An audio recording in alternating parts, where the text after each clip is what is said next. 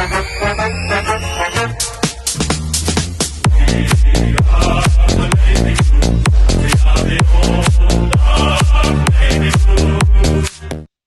one and all, and welcome to another episode of Baggers Chat. Of course, we are today reviewing the match simulation that of course, occurred today at Icon Park. It was against Carlton, of course, up against the Geelong Cats at, as I just said, Icon Park. But first things first, Happy Boy, of course, you were there, but I'm going to ask you first things first, mate. How are you? How did you see the game today? And thank fuck, football is back. That is well said, mate. Yeah, no, it's good to be back. It's always nice heading down to our ground, and there's always a good vibe around, Icon Park when people are getting around it and footy's back, and there's that smell of footy and the siren going and all that normal stuff. So, no, it was good today. It was a pretty good crowd considering it was a Thursday morning. Blue baggers find a way to get there. So, yeah, it was really good and really, really warm day. It's still warm currently. I've got the AC blaring in my bedroom right now. So, no, it's really warm but really good to be back. And it's just weird. I think after a while, it's weird going to the footy, calling out ball or, getting used to the whole structure of footy and, coming from watching other sports over the summer like basketball and cricket and tennis and whatever you're watching. It's so weird heading back into footy, but it definitely feels right, Patto.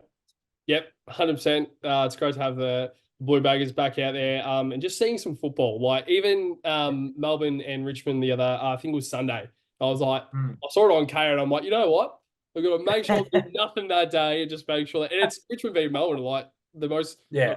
teams. But but I just had to make sure that I was going to sit down and watch. But yeah, so of course you went, but I couldn't get down there just because I had work. But I watched probably I think it was the first two periods. And then of course I had to stop watching, but I want to try and sit down and actually watch the rest of it. But of course, there's another practice game next week, Carlton v Melbourne, which is of course an official practice game that will be telecast. I think all the match sims are telecast on Fox Footy as well, but I think the official practice games, of course, are telecast are to be telecasted on Fox Footy. But yeah, so of course that's next Wednesday and it's at Icon Park, but we're going to try and stick to the game that happened today. And David, I'll throw it back to you, mate. Of course, it's a little bit tricky with, I guess, me trying to go through the notes because I obviously wouldn't have as good of an insight as you would have, as you have, just because you went to the game today, of course. So I'll throw it back to you, mate. What were your thoughts on the game today? And take us through some notes. Yeah, so my notes are pretty unstructured. I've just listed a few down throughout the game, just on my phone on notes, things that caught my eye. So I'll just start off with the first dot point. Obviously, like we just touched on, then it's just great to be back. Carlton playing footy. Obviously, hasn't been that long of a break really. Still feels like a while since watching. Obviously, the end of September was our final game in the prelim final. And yeah, it's just really good to be back and. It's once again, it's just weird to be back and it's fantastic because it's a season with a lot of optimism. I know there's been a few years, probably a few false dawns in a sense in terms of optimism, but it's good to be in a season where we're not thinking about let's just make finals. We're talking about going further and further, and it's really good to see that kind of stability and outlook on the club finally. My first point, I think Harry Mackay. There's always going to be a talking point, whether good or bad. I thought his performance is fantastic. I think it's a normal Harry performance around the ground. Obviously taking big grabs. Obviously one of the best, if not the best, contested mark in the competition. He's always leading in that kind of department. There was still a few iffy moments in terms of goal kicking, but I think as a whole, the whole game, not just us. I think the goal kicking was. Pretty piss poor in terms of the wind and we can't blame a few of Harry's shots that are probably gettable, but I think he's going to get it. I think he's going to get it this year. I don't know. We believe in him. We're a little bit biased for him, but I think there's just something about him. I know it's going to click and it's going to be huge for us. And one big talking point I've got here in brackets is that he played a lot of time in the ruck today. The most I've ever seen him play in the ruck. Obviously, he was second fiddle behind TDK, who I thought was pretty good today. coming up against Reece Stanley. And there was another young guy for the Cats. He might be a Uh, draftee, but he's is it Conway? enormous. Is it Conway? Yeah, he's enormous. Yeah. He's enormous. He towers over TDK. Like Yeah. he's probably a little bit taller than Harry. But he is enormous. The first bounce, like, who is this? Yeah. His big pole. He's this long guy. But no, I thought Harry was. It's interesting. I think it's an interesting watch in terms of how we're going to, fill the ruck spots without Silvani, and will we play both Pitternet and Teddy K? Was he Pitto didn't play today? So I like Harry in the ruck. I think he's got the size, obviously. It's just about that ruck craft. And I think, it'd make it a lot easier, wouldn't it? If we could just switch him and TDK in a game rather than having him and Pitto come off the bench, or it just make it so much easier. But just quick to you, Patto, what are your thoughts on a Harry in the ruck? Like, do you reckon it would be good going forward? Because I think it could. Obviously, he's got to be half decent in the ruck. You can't just chuck him, throw him into the Wolves. But what are your thoughts?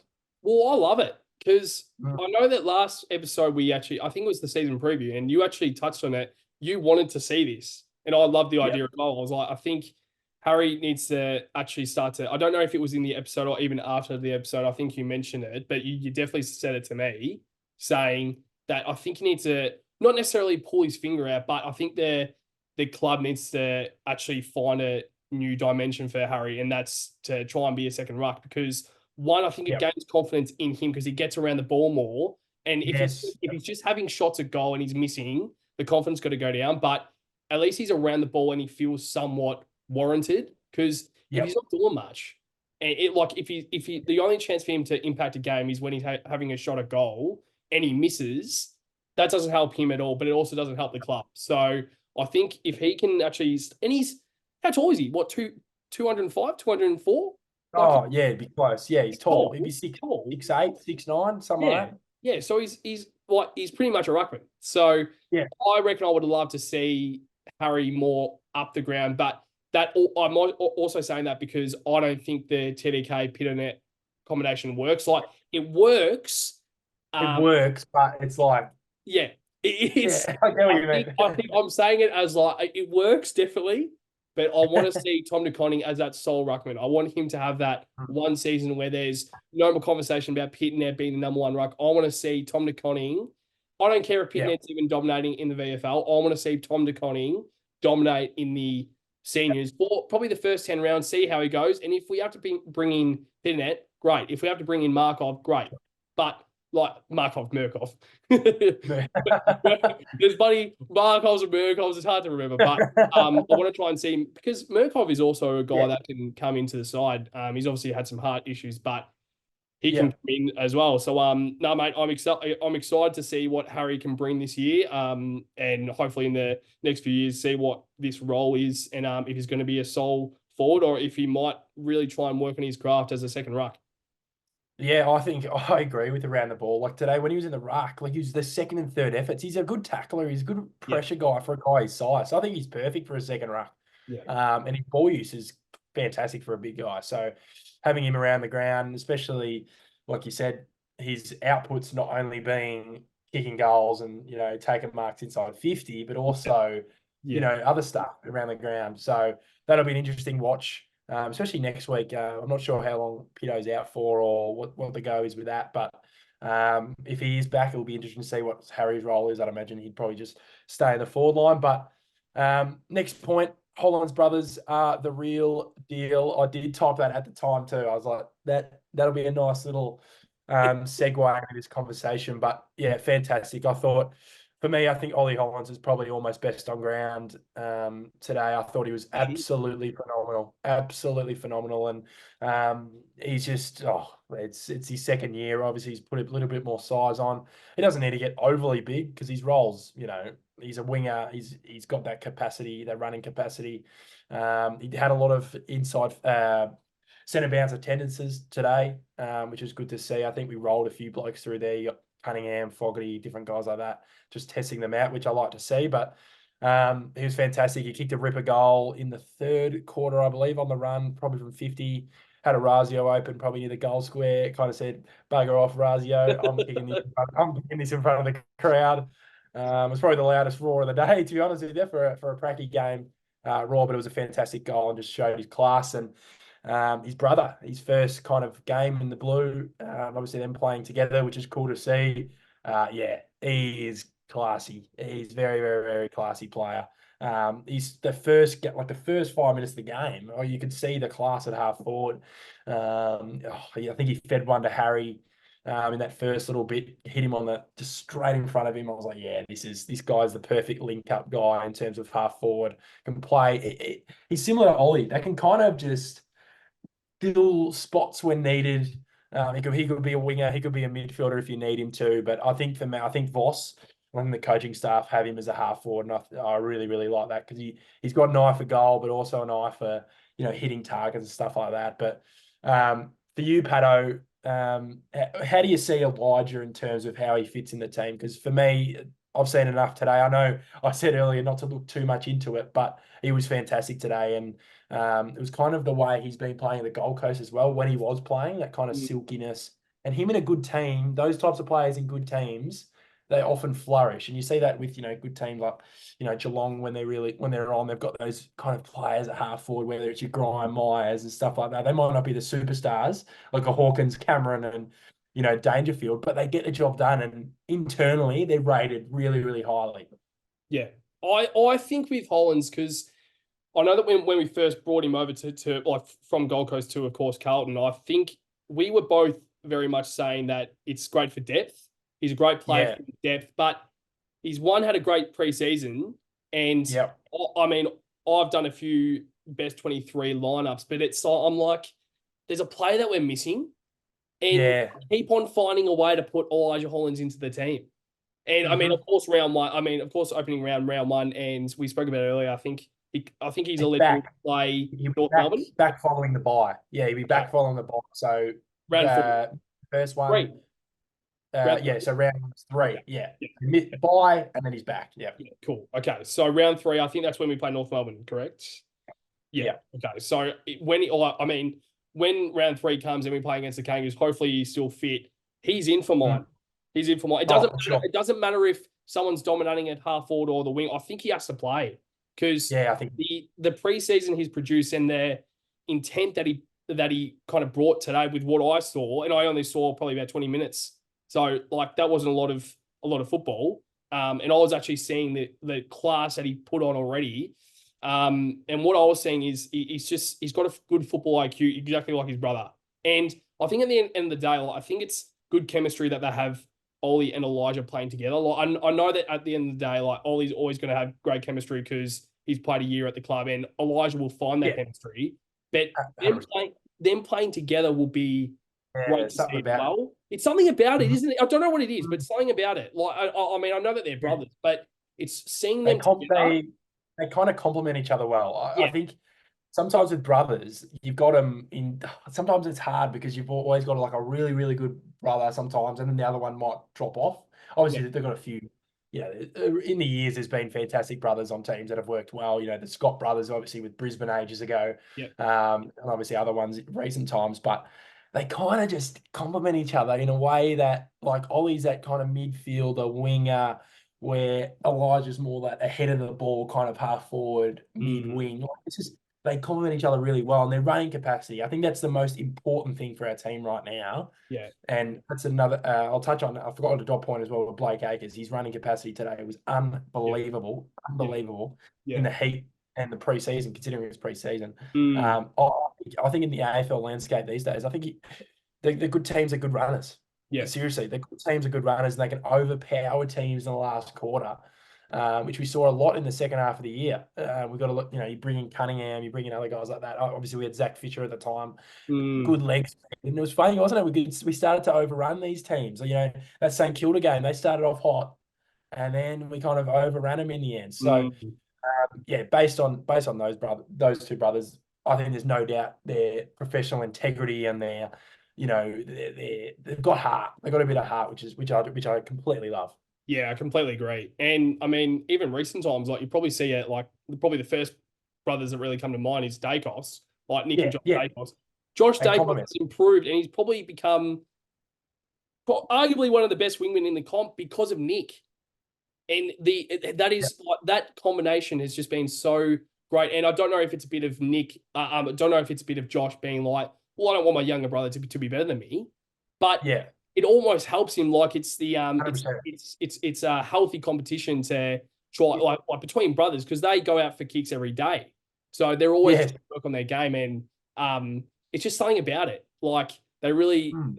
they help each other improve better, and I really hope that Holland's that these Holland's brothers can really work together well because we saw it with Charlie and Ed. Like even when Charlie gets a goal, Yeah. Ed got around him, and when Ed got a goal, Charlie got around him. Like it's Yeah. great Good. brothers banter. And I reckon it's absolutely fantastic. So, no, really impressed with Elijah, but of course, Ollie as well. Yeah. Yeah, they're both fantastic. Another guy who we know is fantastic, Adam Sard was phenomenal today. He was just doing well, like I said, yeah, Adam Sard doing Adam Sard things, and he's just the way he's just the perfect modern day defender, where he has such an impact on both sides. Where he's so impactful now defensively, which was definitely a lot of critics about him were talking about him defensively a few years ago. And now he's a fantastic one-on-one defender. He can fly over, take marks, and then when he gets the ball, he uses it well, Patto. That is the ultimate modern halfback, in the game. And he's got speed. He's got that speed that no one has. He's that special type of player, and that's why we ended up bringing him in. That's why we were so excited to bring him in the first place because he's got that point of difference. And we've got a lot of halfbacks currently in his team. We've almost got too many halfbacks at the footy club, which is a fantastic problem to have. Where you got Boyd, who was very good as well. Chincotta didn't play today. I think he played in the twos today, maybe. I think he might have played the twos today. And you've also got Zach Williams, who didn't play today. But Sardi's just got that something, doesn't he? He's got that zip, he's got that zap, and he takes grabs. He's defensively just fantastic. But for you, Patto,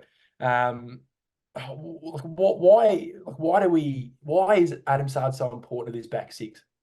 I think it's got to be his pace. Like he's Yeah. intent for the footy, of course, and his football IQ, all Mm. that's great. But I think what really sets him apart from any other defender that we have, and that he's always going to get into this best 22, is because of his pace. And that's why Jordan Boyd, the past few months, has really been brought up in conversation with like whether this guy's going to be playing or not, like because of his speed as well. But he's got a good kick, and Sard's got a good kick as well. And yeah, like we're forgetting this guy called Zach Williams, who's going to come back into the best 22 as well. Like he's a best 10 player. Like he's one of our best 10 players in the club.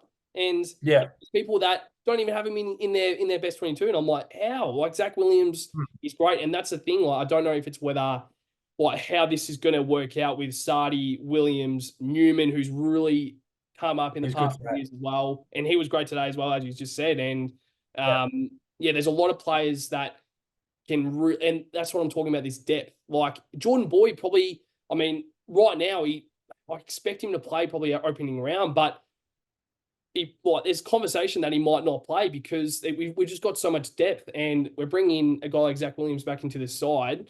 It's really exciting to see, mate. It's great. No, it is fantastic. I think we obviously covered the Jordan Boyd kind of point. He was very, very solid today. Took a lot of the kick-ins. The kick-ins were a struggle today in terms of the wind. It was both sides. It was a very, very funny watch in terms of the ball holding up so much from the kind of other end, not the main end, but the end where all the fans were. The kick-outs were kind of like they'd try and go hit someone 55 and then the ball just hold up to about 40. So the kick-ins weren't the greatest watch, but what he was very, very solid today. The next point is we talked a bit about him before we hopped on the video is Orazio Fantasia. Obviously the rookie kind of pickup or the preseason pickup, which was a random pickup. That was the most random thing ever. And I think, well, on this point, I'm just going to say, I think he's looking very, very likely to feature an opening round. And I thought, he wasn't, Gary Ablett Jr. out there, but he was, he did his thing. He did his thing for mine, and he provides that zap. He's that score assist type guy, kicks goals when he needs. He probably could have had a couple, but gave one to Moyer in the goal square, which for the first goal or the second goal of the day. So that was really, really good. But for me, Fantasia, I think, he's under an injury cloud, Durden under an injury cloud, Martin under an injury cloud. I think it's opening more for Fantasia, and it's fantastic to see that he got through today as well. He played all 4 quarters, which is great to see. Obviously, he's got that injury history, and touch wood, hopefully he's all good to go for opening round, and we'll have to see if he plays next week. I'd imagine he would. I'd imagine he would. He probably needs game time in him to get that match fitness, because it's so different to training fitness. I don't think some people realise that. Like, it's same as Zach Williams. He's no lock to play opening round because he's barely really played any footy for the last 12 months. I think he's good enough, obviously, to play, Yeah. opening round, but it's not, you're going to the Gabba against the Lions or whoever you're playing in an opening round. It's not, you're just going to chuck him in there just because he's good. But yeah, for you, Patto, what's your kind of outlook on Fantasia's role heading into this season, and do you think he plays early in the year? Yeah, well, I mean, if we had this conversation 3 months ago, there's no way I was going to have Fantasia in for opening round, because same as Elijah Hollands, pure depth. He's a pure depth player where, like, towards the end of the season, like, you can maybe put him in for round 18 and see how he goes. If Owies is out or a Motlop's out, and you need a small forward to try and manage, and who knows, he might play a few good games, and then there's some conversation about, wow, will this guy feature in finals? But as you said, Yeah. I mean, I didn't really see him much today just because I only watched a bit of it. But I mean, I'm going off your word, and like, if you think he's in for opening round, I would expect that he pretty much impressed today. But my number one thing is he's just got to be fit. So if he's fit, he plays. So I probably wasn't having him for opening round just because, like, he probably wasn't going to be, like, he probably wouldn't have been available just because of injury and stuff. But now that he's getting so much fitness, and let's hope he can play against Melbourne next week, even a half. I'm happy with him just playing a half next week, because if he can get through that unscathed, he's in opening round for mine. And I don't even care if Always is fit, because the difference is Fantasia's had match fitness, Always hasn't. So I would rather, like, just see how you go, manage Always in the VFL, then bring him in slowly. Like, as we've spoken about so many times the past few weeks, we've got a bigger priority now. It's not round 1 against Richmond now, grand final, round 2, trying to keep up around the 8. We are now in a position where we can now fight towards finals and hopefully towards a premiership. We now need to manage players smartly. So whether it's Sam Walsh, where maybe you do put a Jack Carroll, or even a player that we might even touch on, Billy Wilson, who has been really good in this preseason. Maybe that's a player that might come in while Sam Walsh can just try and get his body right. But I mean, Fantasia, like, we got a guy like Fantasia who probably at the start of the season, at the start of the year, we probably would have expected Motlop, Owies, Martin, maybe Corey Durden be around that conversation. But now Fantasia's leaped over those because he's much fitness and he's impressed. And I've got to say, he's playing opening round for mine.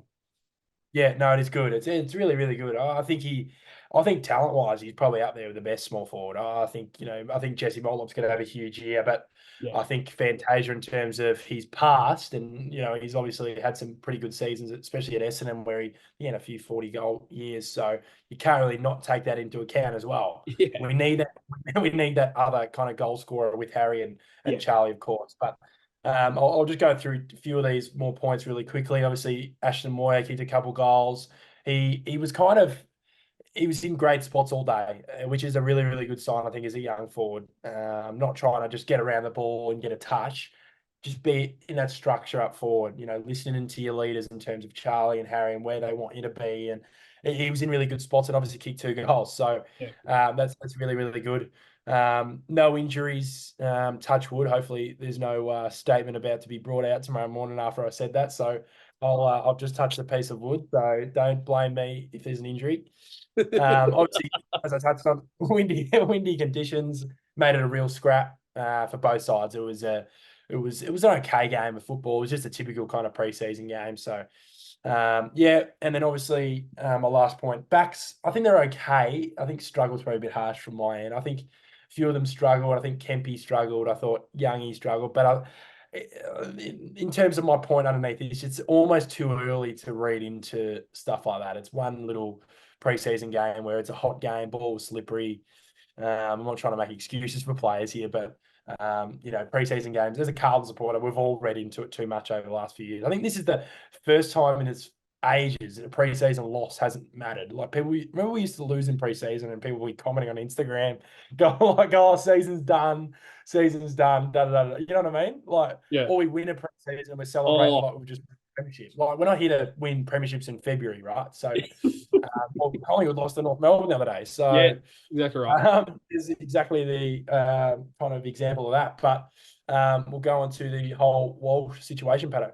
Oh, mate. So, very well said, and I'm glad that we got that many notes because, like, of course, trying to be at the game and trying to write down as many notes, it's quite hard to do. And I'm quite glad that you actually actually did that because, if I don't have time to actually watch the rest of the game, I've got a pretty good Yeah, outline with all those notes. So, no, that's awesome, mate. But we've got to move on to, of course, Sam Walsh, and it's a play that we just mentioned earlier is a player that we might have to manage throughout the season. And of course, his back has flared up again.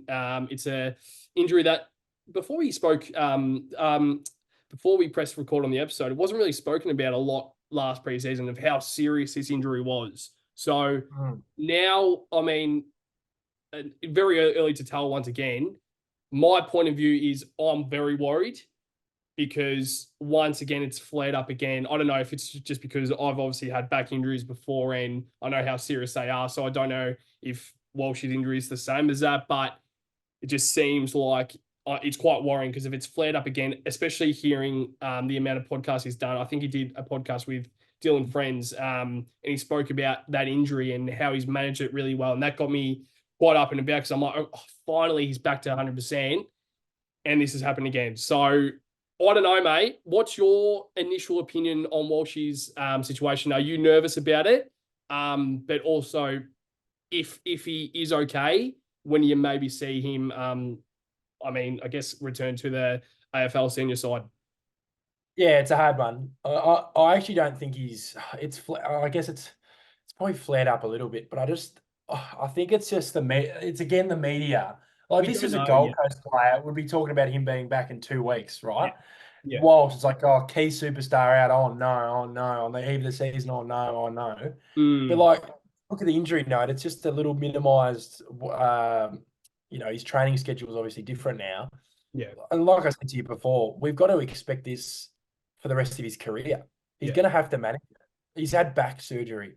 yeah, And, obviously he was a superstar back in the last year. And like you said, I don't think it was talked about enough last year. He couldn't walk. He's had a whole preseason, which is my positivity yeah, in all this. He's had a full preseason, like pretty much a full preseason going at it. He trained on Monday and obviously it flared up. And has it flared up? I don't know. Yeah, I just think it's going to be a thing that is going to be managed for the remainder of his career, and it's obviously not ideal. But I think if anyone's going to be able to get through this, I think it's going to be a guy like Sam Walsh, and I have no doubt in my mind he'll be playing early in the season. And knowing him, he'll be rocking up next week to the practice, not practice game. He doesn't need to be playing practice games, but yeah, he'll definitely be hopefully in the mix for opening round because it'll be a massive addition. We need him for that first game. Obviously, like you said, we're not going to build up opening round like it's our grand final like we used to, but yeah. it's really important because it's an opposition that we might be versing, back into the year. Hopefully, if we are playing finals, I don't want to just say we're going to be playing finals automatically. Yeah. So would you say right now with we obviously don't know how serious it is. Yeah. It's probably just like, you know what? I feel a little bit. I'm not Yeah. gonna take any risks. So it's probably nothing. Like that's Yeah. what I'm saying. Like That's what I mean. yeah, because you mentioned the media, like we only go off the media. So we Yeah. aren't there. Like we don't like we No, don't know they Walsh. aren't there. They aren't there. Yeah. Yeah, good point actually. like, Well, Yeah. obviously, there's the club's confirmed the modified training, Yes. so they're right with that. The media, obviously, they're right with that. But Mm, once they hear Carlton and they hear, because we're going to bring the views, mate. We're going to get the clicks. We'll get the views. Collingwood, Carlton, Essendon, Richmond. yeah. Those four teams are always going to get clicks, Pato. You always talk about there's always scandals going on at they see Cripps at a nightclub and he's having a few beers. They'll take a photo of him and that'll be on the front page of the paper. You know what I mean? Like stuff like that because it's Carlton. We Yeah. bring the views. People Yeah. hate Carlton as Yeah. well. Yeah. So they want us to suffer. You know what I mean? Yeah. So No. yeah, hopefully we're in the right here and it's okay. Yeah. But also we've got to be prepared for the worst like we usually are at the Carlton Football Club. Yeah, completely spot on. So we'll now move on to, of course, Jacob Wiedering, and he is expected to miss, of course, the opening round and round one. I know the opening round is confirmed enough. Yep. Be very surprised to see him round one, but who knows? It is Jacob Wiedering. He's a guy that is more professional than he's probably the most professional guy in the club, and probably arguably in the competition. Let's be real. So, but let's just speak about, I guess, the replacement for Weeders. It's very hard to replace Weeders. I don't think you can really replace him, but it's more how can we try and work out how to try and limit his, I guess, appearance, because he obviously won't be there opening round. So, I mean, of course, you would probably have a better idea than I do, Duff Boy, because you were at the game today. But probably the three names that really come to mind is Lewis Young, Caleb Marchbank, and of course Sam Durden, who wasn't there today. Not too sure why, because he isn't injured. So I don't know if it's a personal issue, whether it's maybe like he's at a he might be at a wedding or something. Sorry, not a personal issue, personal reason. Yeah. Because there's been a few players that have done that because they've gone to weddings, and that's fine. Like that's what's been good that the club's just said, look, you know what, it's match sim, that's fine. Yeah. But make sure you're there at the practice game next week, the official practice game, because Yeah. we can't be. I mean, at the end of the day, it is a practice game, so I wouldn't be surprised if clubs kind of say no, you can't go, or they say yep, fine, it's only just a practice game. But Sam Durden isn't injured, so he might also be another option. And who knows, David Boy? There's a certain name that just popped into my head. A Baggers Chat favourite, Dominic Acui, might be seen opening round, everybody. But I'll go to you, mate. Who do you think is, of course, a player that might come in to fill the void for Jacob Wiedering until, of course, he's back? Yeah, I think we can rule out Don McHugh straight away in the side. He's obviously making some, leaps and bounds through training and stuff like that. But wish him all the best. But I think he'll be, plying his trade in the twos probably for majority of the season, I'd imagine. Yeah. With these three names, obviously Youngie played today. He didn't fill me with he hasn't filled me with much confidence in a long while, to be honest. Last year's game, I think one game comes into mind, and you'd know this game exactly. And it would have been the Essendon game where we were both just like in utter disbelief when he was playing on Peter Wright. There was just obviously arguments remember we were just watching the defenders yell at each other. It was just, there was a line in the sand that was like, we can't lose anymore, surely. This can't get any worse. But no, I think he's lost a bit of confidence, definitely. Obviously today, Geelong are a tough forward line to match up on.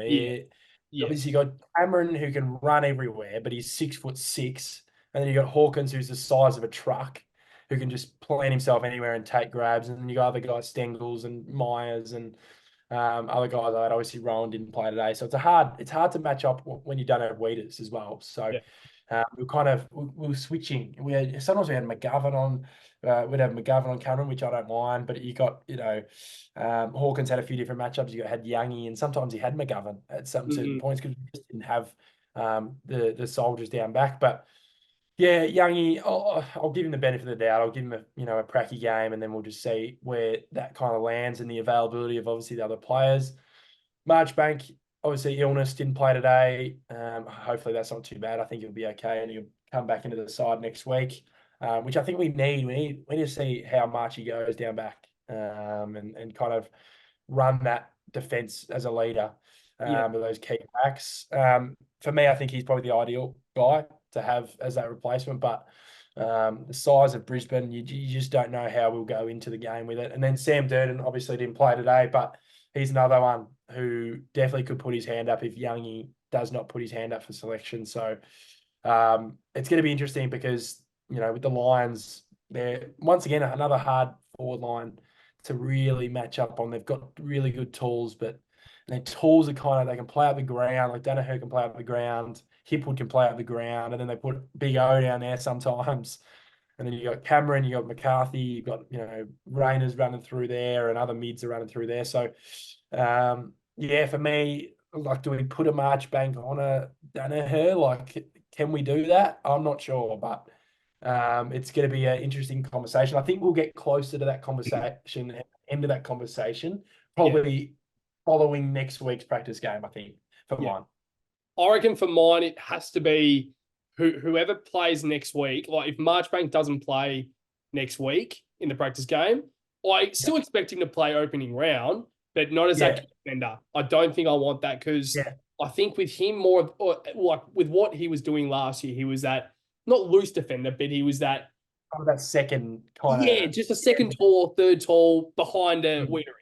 So like you had like now if I put Marchbank in there as that sole defender on Danaher, that worries me. Especially, but if he plays next week, different story.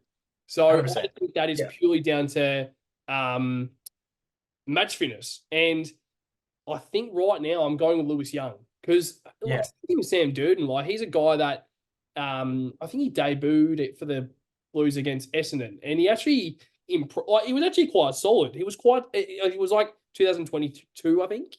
2022 was. It was something like that. He's played one. I swear it was Richmond. Richmond? Oh, Richmond, yeah. Richmond game. We had no defenders. We had no defenders, and we put him in the mid. Yes, it was too. And then he got injured. Yeah, yes, he did too. He did too. Oh my god! But no, it was Richmond because it was pissing down, wasn't it? It was pissing down. It was absolutely and we were down by heaps, and remember Nunes kicked goal. And yes, it was that game. It was that game. Yeah, that one. Yeah. God, don't talk about that. Fuck me. But but like as I said, I think it's just got to be a guy that I don't want to just chuck someone in there because it's a position that you just can't chuck someone in there. No. So I think right now I would say Lewis Young is the option. I know he was a bit interesting today. But you could probably see once again against the D's with how he goes. And even if he doesn't look overly great next week, overall, it's a practice game. I would almost just rather just see how he goes because we know how good he can be.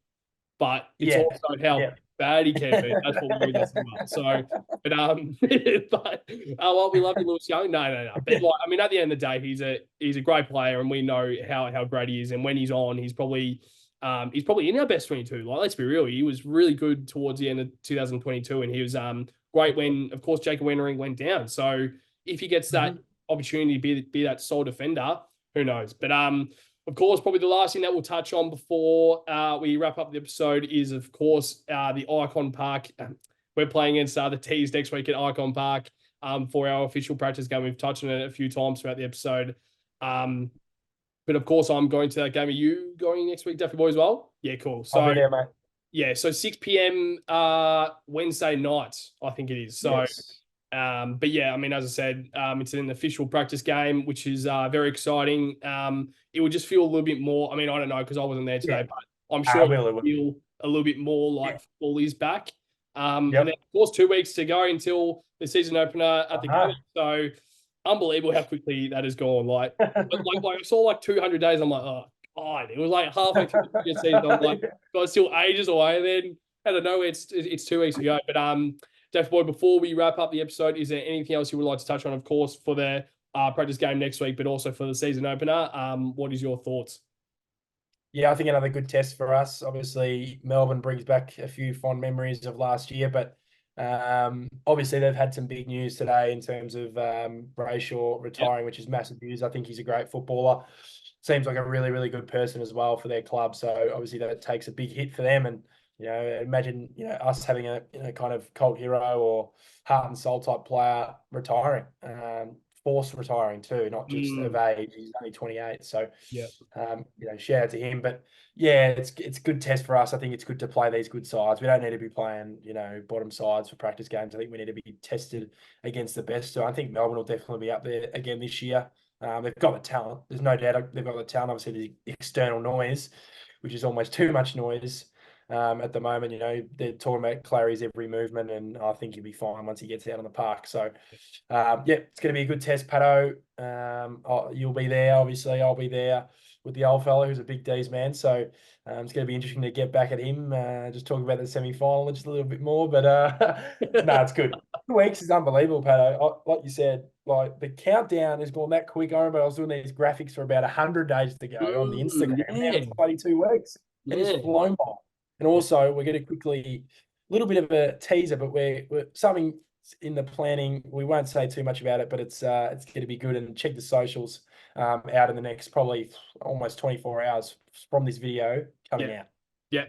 So, I mean, we're not going to go into too much detail, but what we'll say is make sure you are keeping your eyes on Baggers Chat socials tomorrow for, of course, the upload. But no, mate, as you said, I think it's just exciting to have the Blue Baggers back out there. Like, even when I was watching the Richmond v Melbourne game, the practice game, I was just like, yeah, this is great. It's great for my super coach to see what my super coach players are doing, but I just want to see the Blue Baggers back out there. And yeah, I'm just excited for next week because, I mean, of course, I'm not working that night, so I'm just going to be like just enjoying the night off, watching the Blue Baggers back out there at the home of football. Well, I mean, not the home of football, but the home of Carlton. It probably should be the home of football. Let's be real, but it should be the home of football.